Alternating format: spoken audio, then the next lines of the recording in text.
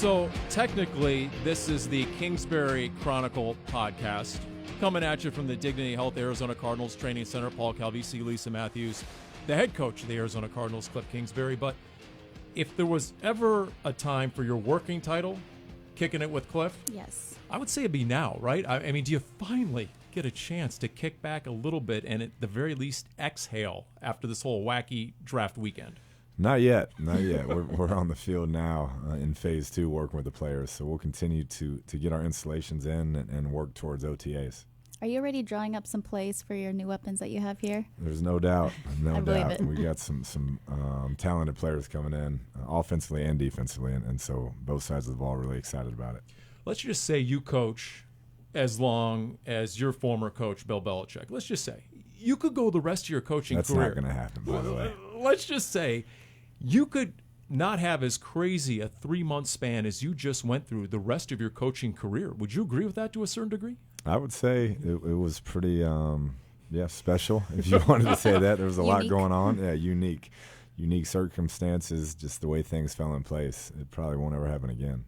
In the war room, how interesting and intriguing and singular an experience was an NFL war room, because not a lot of people can say they've been in there on draft day. Yeah, it was definitely fascinating, and then having the first pick and some of the things that come with it. But I felt like Steve did an incredible job of managing it and getting the guys we wanted, and it fell in place most of the time. Every now and then there's a pick where you had your eye on it and it got swiped up, but for the most part, the guys we wanted were there, and we were able to get them. You seem to have a lot of emotion during those picks, just excited for the guys. Would you say that was just the emotions that you felt throughout most of it? Yeah, I think you just get antsy and you get to know these players and what they're about, and you want them to be a part of your team based on character and work ethic and what you've seen on tape. And so when you get them and you know they're coming and how much it probably meant to them as well, it's a great feeling. In fact, you know what? That's a great segue because we have He's a good. video montage here. A video was rolling on a lot of your draft picks. They weren't even aware of it. Maybe family, friends with a cell phone. We compiled it, and it looks like this. Can't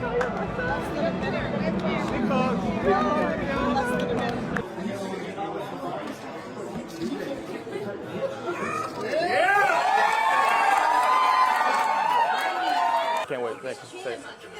Cardinals? Yeah. Go Arizona.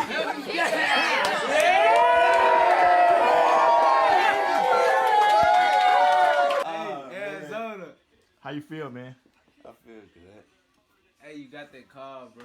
Yeah. We got It was that coming, call, man. Bro. Knew it was coming. You gotta tighten his head up, Hey, birds up. That's Deontay Thompson, the safety out of Alabama, and then there was Andy Isabella before that. I mean, that's reality TV, isn't it? There's no doubt. I mean, that's years and years of hard work and sacrifice, not only by them, but by their family and friends and belief in them. And to see it all come to fruition, it's a special moment. Just take a step back for us, having that unique relationship that you do have with Kyler and his family. Looking at from a mentor, someone that's watched him grow, just how proud are you of this moment, being able to say that he's been drafted first round in the MLB and now the NFL? Yeah, it's incredible. I mean, I think those of us that followed him for a while knew that you were watching something special, but then to see it actually unfold and the way it all played out, nobody deserves it more. He's put in the work. He's sacrificed a lot of free time when you're going from sport to sport your entire life like that.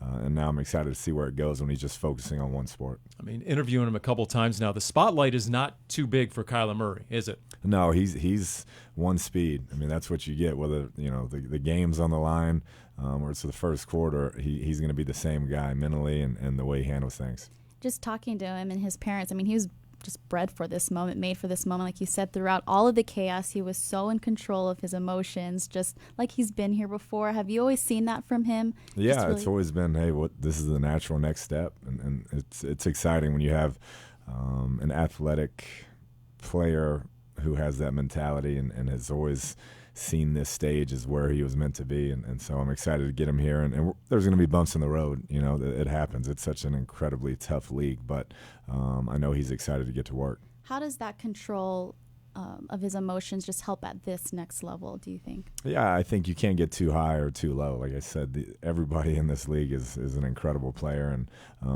you know, you're gonna have some tough outings week in, week out, but you got to continue to believe in yourself and just stay steady. You know, some of the All Access coverage from the War Room, you were on the phone and you said, the talk is over. They got to deal with you now.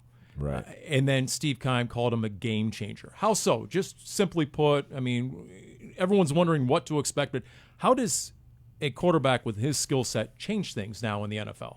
I mean, we'll find out. You know, he's just unique. We've talked about it, but the explosiveness in the running game, and then to be able to be a polished drop back passer when he needs to be is something that I haven't seen that combination of yet, and I'm excited to see how it translates in, you know, in our offense, one that he's pretty familiar with, a similar version there at Oklahoma.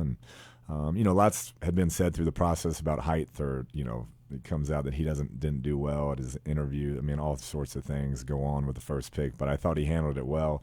Never lashed out, never said anything, just kept working, and now he gets a chance to show everybody how good he is. I mean, how much misinformation was out there the last 3 months? Come on, yeah, right? An insane amount. So you just smile and deal with it, and hopefully you don't ever have to have the first pick again. Yeah.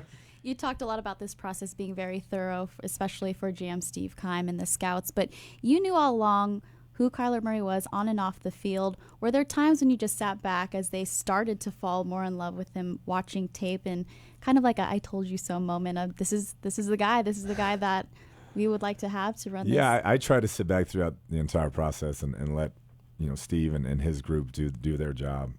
You know, I'm here to coach the team and help any way I can in personnel, but I know Steve's tremendous at what he does. He's highly regarded around the league, and so it was fun to watch it all unfold. But at the end of the day, I'm glad, you know, he's here and excited to go to work with him. So this national speculation that Kyler Murray became the quarterback of the Arizona Cardinals the day you accepted the head coaching gig? Completely false. Yeah, no question. I mean, I don't have that type of juice. I can assure you, just walking in here, be like, hey, we're going to take this guy. Here we go. That wasn't how this played out. Well, Keim said he didn't want to fall in love with the tape. Every time he turned it on, he was just compelled even more so. Nobody would know Texas high school football better than you. And the only reason I bring it up is because he won 3 straight state titles. He went undefeated 43-0. And I got to imagine just the pressure that goes along with that. Tell us, how much did that equip him for a future in football, just that high school experience in Texas? Yeah, that's huge. I mean, he's one of the biggest high schools in the state, one of the best programs in the country, and the way he handled that every week, everybody's coming at him, and they're getting their best shot. And some of the comeback wins he had there were incredible. But yeah, we mentioned it before, but his dad is very, very competitive and has raised him to be very competitive and mentally tough and tough-minded, and you see that in the way he plays the game and the way he handles himself. Andy Isabella, a lot of people reacted, wow, DK Metcalf is still up there. This no-name kid to a lot of the outsiders. You tell us about Andy Isabella and what you saw in film. Yeah, I mean, what jumps off on the tape is the flat-out speed. You know, he is a solid route runner, inside receiver, outside receiver. He played it all.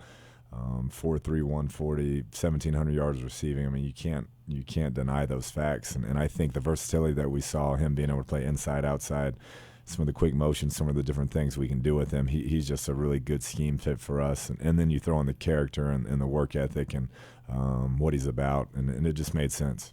Hakeem Butler, a big receiver that you guys were able to get in the 4th round, said that he wanted to play for you in Texas Tech, and then finally full circle for you guys being able to come together now as Arizona Cardinals. Just what can he bring to this receivers room? Yeah, he's kind of an athletic freak. When you look at the size, 6'6", 230, you know, can really ran sub 4.5, plays tough, plays mean. I mean, has everything you want. We're going to keep working on his route running and continue to polish that, but have loved everything about him from a mentality standpoint. So he was one of those guys you were talking about a couple of weeks ago about. I saw a few guys competing against them that caught my eye. He would definitely qualify, right? Yeah, no doubt.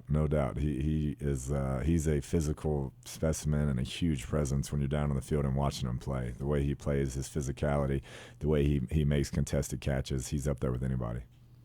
Good question coming in from Facebook. A user wants to know how you see using David Johnson in the receiver formation. Yeah, we're just going to try to get him the ball in as many different ways as we can. I think he's a guy who was a receiver in college, and it shows up just being out there on the field with him in a limited time period. But he's dynamic as a wideout, runs great routes, has great hands, and so we got to find a way to get him the football. How many receivers do you see fit at this point of time on this roster? Yeah, we'll see. There'll be good competition at that position. There's no doubt, but I'm not sure of the exact numbers just yet. What are your takeaways so far, being out and doing what you're allowed to do out on the grass right now? What are your takeaways a few weeks in? Yeah, I think, we got a good group. It's a group that we brought in a bunch of veteran presence, particularly on defense, and offensively, a couple of those linemen have been really good and help add depth there. And so we've been getting our systems in, and I like the energy and I like the focus so far. Question coming from Twitter. Tom Hudson wants to know 3 words to best describe your first few months as an NFL head coach. This is That's fitting. pretty specific there. Three. Three words, not 4, not 5. Maybe just just a quick summary. Eye-opening based on your facial reaction right now? Yeah, I'll give 4 words. Well, you said you're not sleeping till 4 words, till one June. day at a time. Is that 5 words maybe? There you go. Yeah. What is it about the NFL maybe that you didn't expect that you've learned? Okay, I didn't see that coming, but man, this is obviously an integral part of this job. Yeah, I think, through the draft process, just the scope probably of that and all the evaluations and exactly how much information is processed through that. I think until you're behind the curtain, if you will, you don't see just how much ground is covered, the research that's done, and it's a massive undertaking, a year-long, 2-year-long type process on these prospects, and then it all comes together in basically a weekend. And being able to just sit down and, after Murray was drafted, talk to his parents, they just seem so at ease that he'll be under you. You guys will be able to just continue to form this relationship. How much will this help going forward in his transition to this level? Yeah, I hope, I know there'll be a comfort level with the offense, and he knows what I'm about. I know what he's about, and now it's about coming in and working his tail off and trying to get this thing to where we both wanted to be. Lincoln Riley, and this is my last question, has said numerous times last week the NFL doesn't know what it doesn't know yet in Kyler Murray, in that teams love to play man coverage. Well, as soon as some of those DBs have their back to the line of scrimmage, look out. And how much of Kyler have you learned through Lincoln? If people don't know, you guys were teammates for a season. I mean, that helped, obviously, I'm guessing, in your comfort level with Kyler as well. Yeah, no doubt. I mean, Lincoln's one of the best offensive minds in all of football, and a tremendous head coach as well. And I've trusted him a long time, and when he starts talking about this kid and the things that I'm hearing, and what I already throw that together with what I already knew, it's special talent, special mentality, and so glad he's here. Thank you, Coach. Right. Appreciate the time. y'all. And a Appreciate shout you out having to me. your guy Chris Beard at Texas Tech, right? Yeah, dinner's on him next time. That's right. Definitely. There's only 2 college basketball coaches making more, Coach K and John Calipari. Not bad. Special thanks, Kliff Kingsbury. It's the Kingsbury Chronicle podcast.